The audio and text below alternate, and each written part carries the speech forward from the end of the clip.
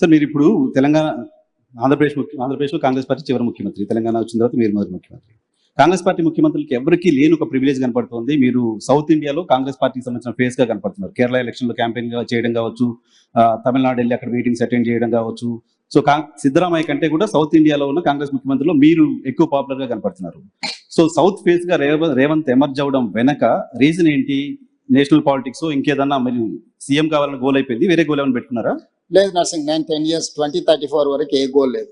1994లో 2 సార్లు తెలుగుదేశం పార్టీకి అధికారం ఇచ్చారు. 2004 నుంచి 2 సార్లు కాంగ్రెస్ పార్టీకి అధికారం ఇచ్చారు. 2014 నుంచి 2 సార్లు బీఆర్ఎస్ కి అధికారం ఇచ్చారు.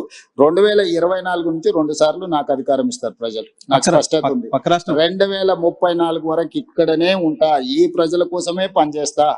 $1 ట్రిలియన్ ఎకానమీని అక్కడికి తీసుకెళ్లి 2047కి $3 ట్రిలియన్ ఎకానమీ ఏదైతే మన నరేంద్ర మోడీ గారి ముందు స్పష్టంగా చెప్పినాం, భారతదేశం $30 ట్రిలియన్ ఎకానమీ ఏదైతే వికసిత్ భారత్ 2047 లక్ష్యంగా పెట్టుకున్నారో, ఈ రోజు మనము 3% లోపల జనాభా ఉంటే 5% జీడిపి కంట్రిబ్యూట్ చేస్తున్నాం.